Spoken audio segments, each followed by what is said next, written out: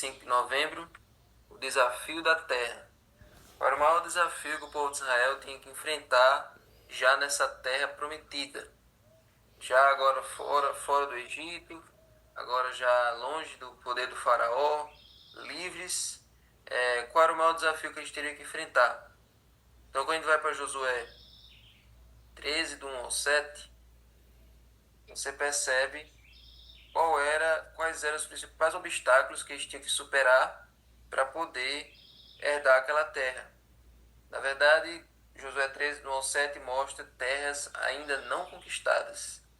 Ou seja, durante aqueles 7 anos que Josué passou conquistando várias terras de Canaã, destruindo os reis, destruindo aqueles territórios, destruindo as cidades, fazendo grandes avanços na tomada de Canaã, mas ainda ficou muitas terras, muitos lugares que ainda não tinham sido conquistados. Então, aqui de Josué 13, do 1 ao 7, tem uma lista aqui de vários territórios que eles ainda teriam que desbravar. E a lição hoje leva a gente novamente para o cerne dessas conquistas, que era a atuação de Deus, né? Que, considerando o cenário do povo de Israel em si, não tinha a menor possibilidade deles, por conta própria, terem alguma vantagem sobre os cananeus, porque eles não tinham noção de guerra, não sabiam nem lutar, não sabiam pegar uma espada, porque passaram 400 anos apenas sendo escravos, carregando peso, levando chicotada. Então eles não tinham noção de batalha, não tinham noção de guerra, né? Nem os egípcios, do jeito que os egípcios eram, conseguiram conquistar Canaã. Os egípcios eram a maior nação do mundo naquele momento. Depois veio Babilônia e tal. Mas até chegar em Babilônia, nem os egípcios conseguiram conquistar Canaã. O que eles tinham eram umas guarnições aqui e acolá. Tem um posto egípcio aqui, tem outro posto egípcio ali. Mas nos egípcios não conseguiram dominar Canaã. Lutaram, mas o próprio Egito, com os seus carros de guerra, com seu armamento, não conseguiu tomar a terra de Canaã. Então, e além disso, tinha a questão dos gigantes, tinha a questão das cidades muradas, né? Então, se um dia eles conquistassem aquela terra, o povo de Israel conquistasse, não seria pelos seus próprios esforços. Então, tendo isso em mente, o povo de Israel deveria entender que tudo aquilo ali era um milagre. Tudo aquilo ali era ação de Deus. Não tinha como eles, por conta própria, conquistarem nada daquilo, certo? Então, nos capítulos 13 ao 21, mostra a divisão da terra entre as diversas tribos. E essa distribuição não mostrava apenas o que eles iam herdar. Não era somente o que eles iam herdar, mas também o que eles iriam ter que ocupar. Ou seja, aquelas terras ali, não era só eles chegarem e pronto. Eles tinham que chegar, lutar contra os povos que tinham ali e para poder então ficar com a terra. Então, não era apenas indicar o que era concedido para eles ali, mas também o que eles deveriam lutar para ocupar. Ou seja, isso mostra que eles eram inquilinos legítimos na terra que pertencia a Deus. Ou seja, a primeira iniciativa vinha de Deus. Deus prometeu a terra, certo? Então, a iniciativa veio de Deus. Agora, a iniciativa que Deus teve precisava da resposta do povo. Deus prometeu, tá aí a terra para vocês. Lutem e vençam. Lutem e conquistem o território. Ou seja, então a promessa era a iniciativa de Deus. Agora, a batalha, a luta, pôr a mão na massa, era parte do ser humano. Era parte do povo. Tá vendo? Então, a primeira parte do livro mostra Deus entregando a terra para eles. E a segunda parte mostra o povo de Israel tomando posse da terra. Tá vendo? Então, assim como todo milagre, é preciso uma junção da ação divina com a resposta do ser humano. Então, quando Jesus ia curar uma pessoa, novamente vamos relembrar o exemplo de Jesus. Jesus perguntava: você crê que eu posso fazer isso? você crê que eu tenho poder para fazer isso? E a pessoa disse, sim, Senhor, eu creio. Aí Jesus ia lá e curava. Então, era uma resposta à fé da pessoa. E às vezes a pessoa não tinha fé, às vezes a pessoa dizia, me ajuda na minha falta de fé. Então Jesus curava e aí a pessoa passava a acreditar ainda mais em Jesus. Mas todo milagre sim, e tem o cego de Siloé. Jesus colocou o lodo nos olhos e disse, vá para o tanque.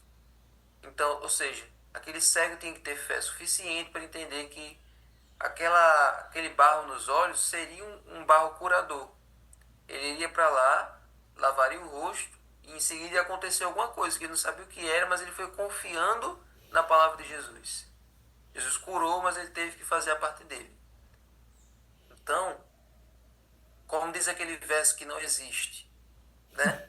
Como diz o famoso verso fictício, faz a tua parte que eu te ajudarei. Na verdade, Deus faz a primeira parte dele e nós, em resposta, somos obedientes a ele.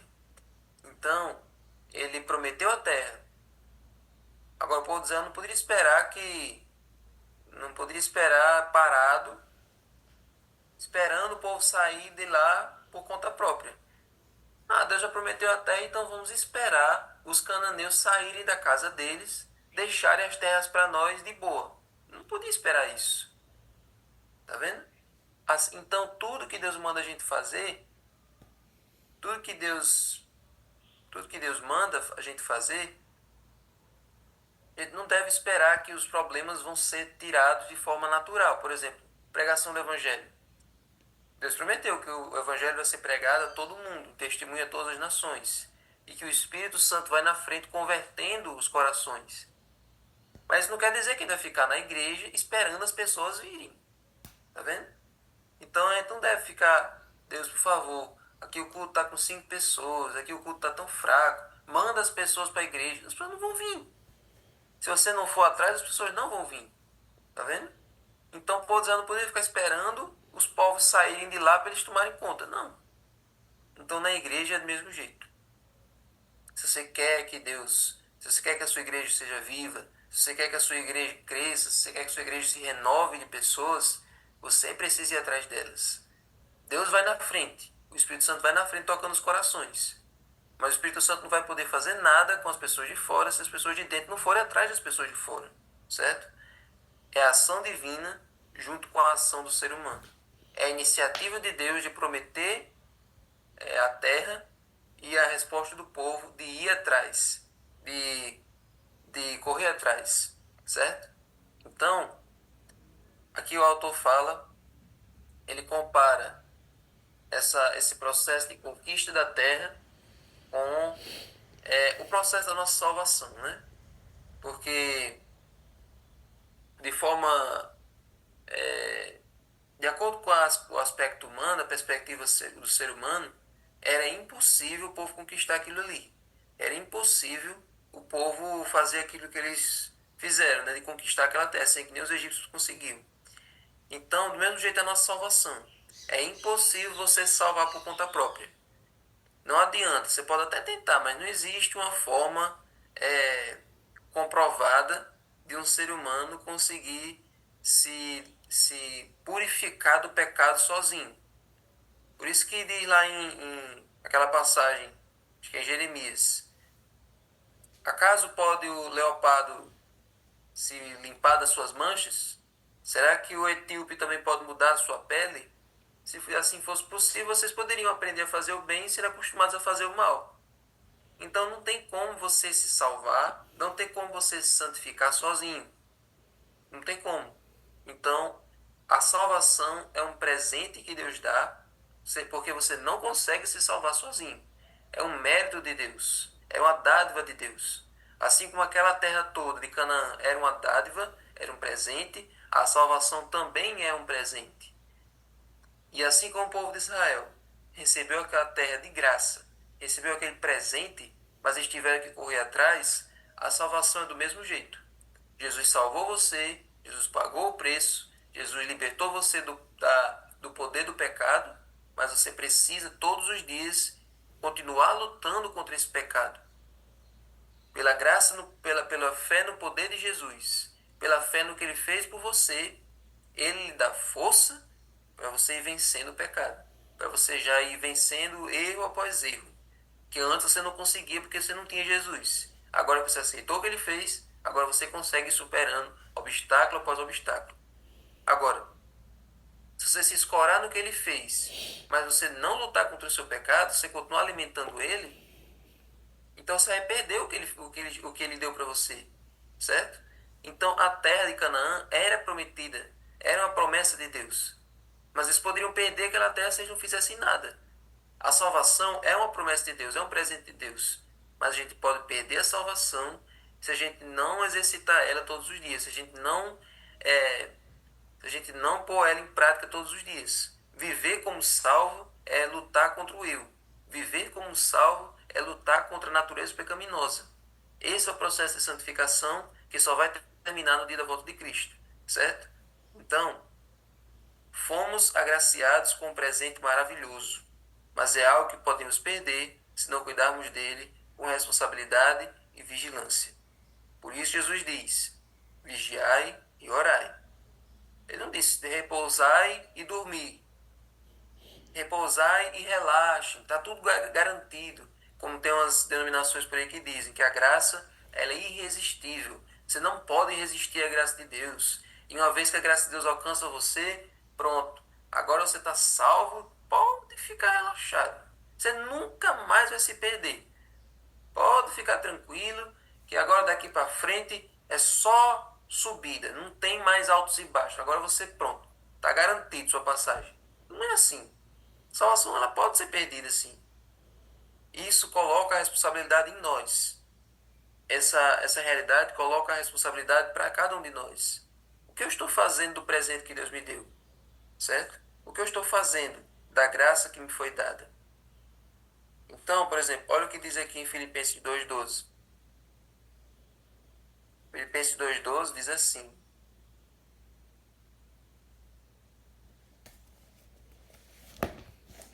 assim, meus amados, como vocês sempre obedeceram, não só na minha presença, porém muito mais agora na minha ausência, desenvolvam a sua salvação com temor e tremor. Ou seja, Paulo diz, não só quando eu estiver presente, vocês devem agir como salvos. Ainda mais agora que eu não estou aqui no meio de vocês para ficar de olho, é aí que vocês devem desenvolver a sua salvação. Porque Deus é quem efetua em vocês tanto querer como realizar conforme a sua boa vontade. Deus é que dá força para você querer fazer o bem e para conseguir fazer o bem. Para você querer gostar das coisas de Deus e para você realizar as coisas de Deus. Então, esse foi o conselho que Deus deu, que Paulo deu aos Filipenses. Agora olhe Hebreus 12, 28. Por isso, recebendo nós um reino inabalável, retenhamos a graça, pela qual sirvamos a Deus de modo agradável, com reverência e temor. Recebendo esse reino, retenha a graça. Viva como salvo. Faça valer o que Jesus fez por você. Faça valer o preço que ele pagou. Certo? Então, gente, nós temos uma terra para conquistar. Nós temos uma terra prometida para nós herdarmos. Mas para irmos até lá, temos muitas lutas e temos muitas batalhas para desempenhar. Reter a graça, basicamente isso que eu já disse. Reter a graça é você fazer valer a salvação. Você viver como salvo. Você fazer valer o presente que Jesus deu para você. Reter a graça, reter a salvação. Então, gente, essa é a lição de hoje. Essa é a lição que Deus tem para cada um de nós. Amém? Senhor Deus, muito obrigado, Senhor, por esse presente que o Senhor já comprou para nós com o preço mais alto do universo, que é o preço da tua vida. E muito obrigado, Senhor, por teu amor, sem a gente merecer. Muito obrigado pelas dádidas que o Senhor nos dá todos os dias, milagres incontáveis. E agora, Senhor, nos ajuda a retribuir de alguma forma esse amor.